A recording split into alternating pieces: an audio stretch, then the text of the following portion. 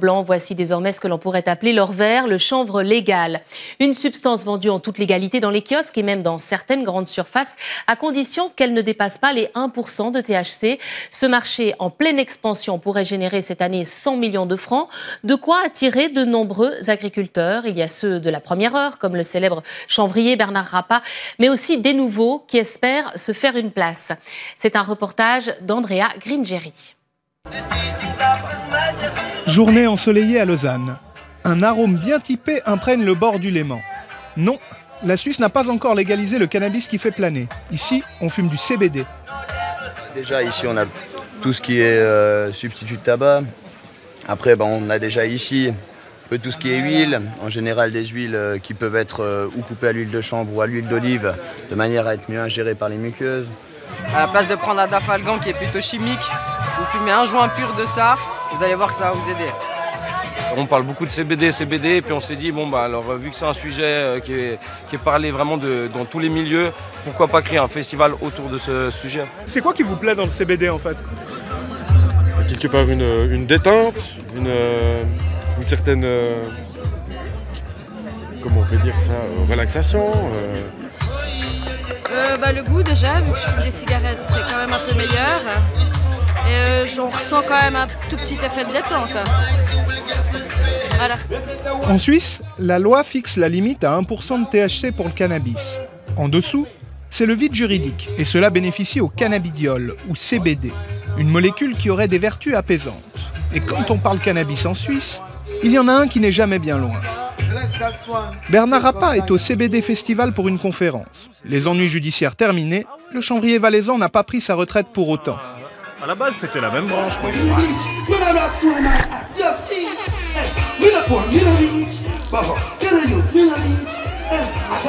260 licences pour produire du CBD ont déjà été délivrées en Suisse. Et d'autres demandes sont en cours de traitement. C'est un bon business dans le sens... Ça donne beaucoup de travail, ça a créé beaucoup d'emplois, que ce soit de la production à la distribution, que ce soit les magasins qui engagent du monde ou les producteurs qui tout simplement se lancent, ça crée énormément d'emplois. Et ces trois-là ont flairé le bon filon. Ça vient d'une entreprise familiale. Quand le CBD est devenu légal en Suisse, on s'est beaucoup intéressé à ce sujet. Et puis avec mon papa, on a décidé de se lancer là-dedans, tout simplement, pourquoi pas. Et puis, on a trouvé notre producteur pour tout ce qui est la gestion du cannabis. Et puis voilà. Quelque part en Valais, nous retrouvons nos jeunes entrepreneurs. Ici, fleurissent 128 plants de marijuana légale. Je te présente la production qu'on a fait. On est bientôt à la fin, il manque, je pense, 10-15 jours. T'estimes environ combien par tente Alors là, on a déjà fait une production, on a récolté 8 kilos. 8 kilos par tente environ, donc ouais. Donc moi je suis content. Tout est stérile, propre, on rentre pas dans les installations sans combinaison. Ça c'est clair. Pour assurer qu'il n'y ait pas une bactérie ou un champignon qui se développe en cours de route. Ouais, c'est très professionnel. Yanis peut compter sur 33 récoltes par année, soit 280 kilos. À environ 15 francs le gramme, on obtient une valeur brute de 4 200 000. Reste à déduire près de 1,4 million d'impôts. On est tout sur informatique. Tout est informatisé, ça permet d'avoir des trucs plus stables, des cultures beaucoup plus stables. Exactement. Toute la gestion qui se passe. Tout ce matériel a un coût, 250 000 francs d'investissement. Et puis il y a les frais d'électricité pour faire fonctionner toutes ces lampes, 2 500 francs par mois.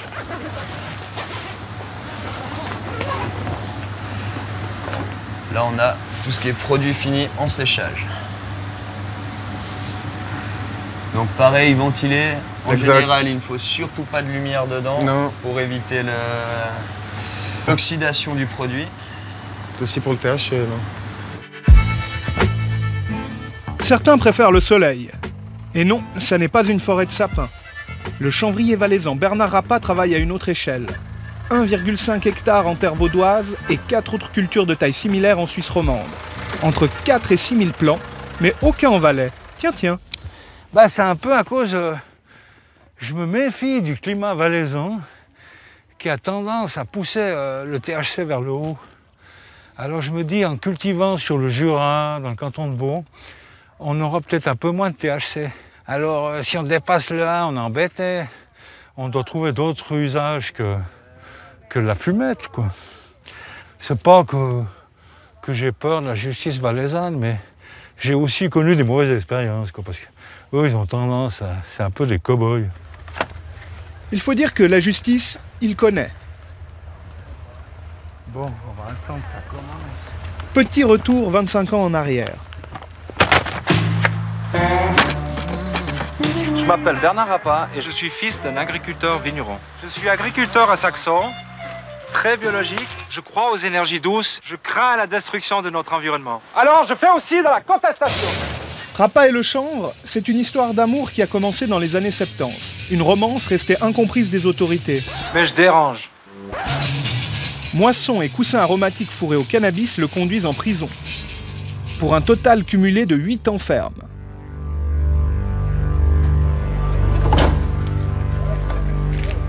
S'estimant victime d'une injustice, le chanvrier mis à l'ombre entre en grève de la faim. À chaque fois. La dernière diète aura même duré 120 jours. Mais pourquoi je dérange?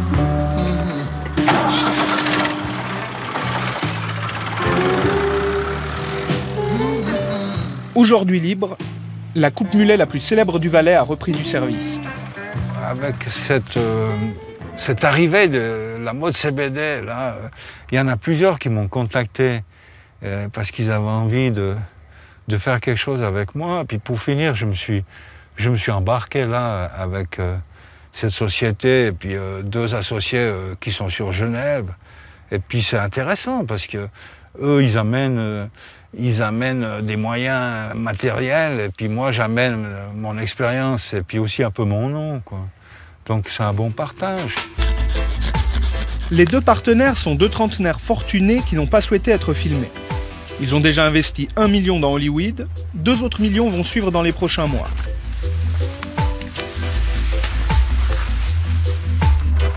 Et pour exploiter cette plantation vaudoise, c'est Félix, jeune agriculteur bio, qui a été sélectionné. Jusque-là, son truc à lui, c'était plutôt le blé et le maïs. Bernard m'a coaché depuis le début de la culture jusqu'au stade de la récolte, quoi. C'était le rôle de Bernard. Donc maintenant, on a un nouvel agriculteur expert en chanvre. Voilà, ouais. Ouais, ça m'a donné une bonne base. En une année, j'ai acquis une bonne base, quoi. Ouais. Ah, ça dégage. Hein. Tu sens les huiles essentielles qu'il y a là-dedans. Et puis c'est... À peine tu frottes ta main, tu as déjà le gras de la résine. Et puis, je suis étonné parce que c'est quand il y a du THC, il y a beaucoup de résine comme ça. Ah ouais? Il est difficile d'avoir des estimations concernant les surfaces cultivées en extérieur pour le CBD. Assez anecdotique pour l'heure selon l'Union suisse des paysans, et pourtant, plusieurs ont saisi l'opportunité. Financièrement, je dirais qu'on peut gagner environ, par exemple, le double que sur une culture de blé.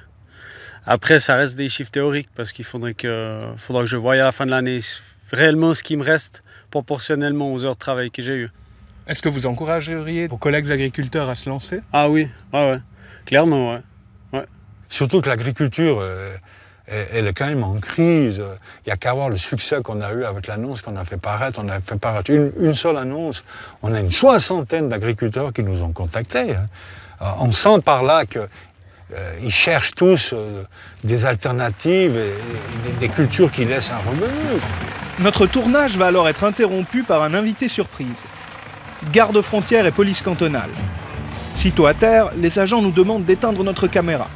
Contrôle de routine apparemment. Vous avez fait des tests pour savoir si vous êtes en dessous du 1% ou non? C'est des variétés qui sont données à moins de 0,2% de THC. Tout le CBD qu'on a contrôlé jusqu'à maintenant, c'est tout tip-top. Alors nous, on va faire comme ça.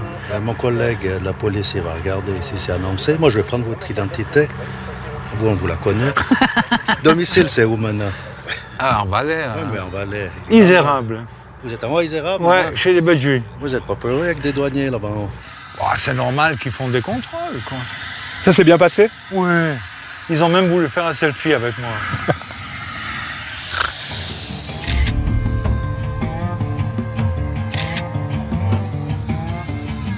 Ils n'étaient même pas au courant que la police était déjà venue 2 fois.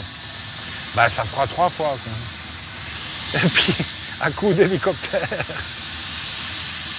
On a eu une visite surprise.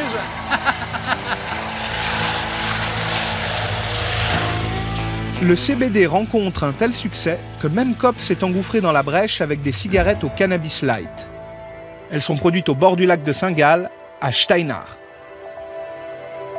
Ces cigarettes mi-chanvre mi-tabac constituent une première mondiale. Elles s'appellent Heimat, patrie en français, et sont en continuelle rupture de stock. Voilà, je vous présente maintenant notre petite manufacture, Koch & Gsell AG. À gauche, là, vous voyez le tabac brut. Ça, c'est que du tabac suisse, un mélange de Virginie et Burley. Là, il y a les tonneaux avec le chanvre. Malheureusement, les tonneaux sont presque toujours vides. Et puis voilà quoi, troisième étape, ça c'est maintenant le tabac découpé. Ça, c'est le tabac de base qu'on va mélanger avec le chanvre. Koch & Gsell produit 6000 paquets de cigarettes Heimat par semaine. Dépassés par leur succès, ils attendent de nouvelles machines pour augmenter la production. Très vite, l'idée est venue de produire quelque chose avec du chanvre. Moi, j'aime fumer du chanvre, c'est clair, chanvre légal. Et puis, dans le monde entier, il y avait jusqu'à présent pas de cigarettes, mélange tabac et puis CBD. Et puis ça, c'était une idée. On a fait des essais et puis ça marchait. Le chanvre utilisé par Heimat n'est cependant pas encore 100% helvète. Si on avait acheté tout en Suisse, la cigarette aurait coûté 60 francs par paquet, trop cher. Et deuxième, c'est la disponibilité. Il n'y a pas assez de chanvre qui convient à ce qu'il nous faut. Donc voilà, c'est pour ça qu'on a mélangé Suisse et étranger.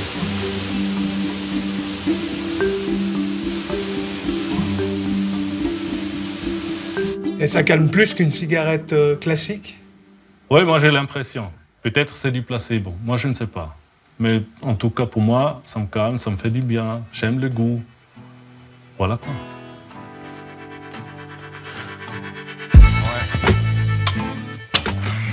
Ah bien. Ah, il y a tout l'arôme qui sort d'un coup. On retrouve Bernard Rappa, qui amène sa récolte du jour au séchage. Hollyweed espère produire 2 à 3 tonnes cette année. À 10 francs le gramme, c'est potentiellement 30 millions de valeur brute. Et donc, près de 10 millions de taxes à venir pour la Confédération. Pour l'année 2017, les autorités suisses estiment que le CBD représentera déjà un marché d'environ 100 millions de francs.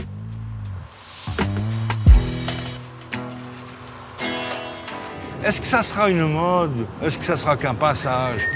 Affaire à suivre. Hein. Boom momentané ou réelle tendance, ce marché du CBD devrait en tout cas faire réfléchir les autorités sur une vraie légalisation.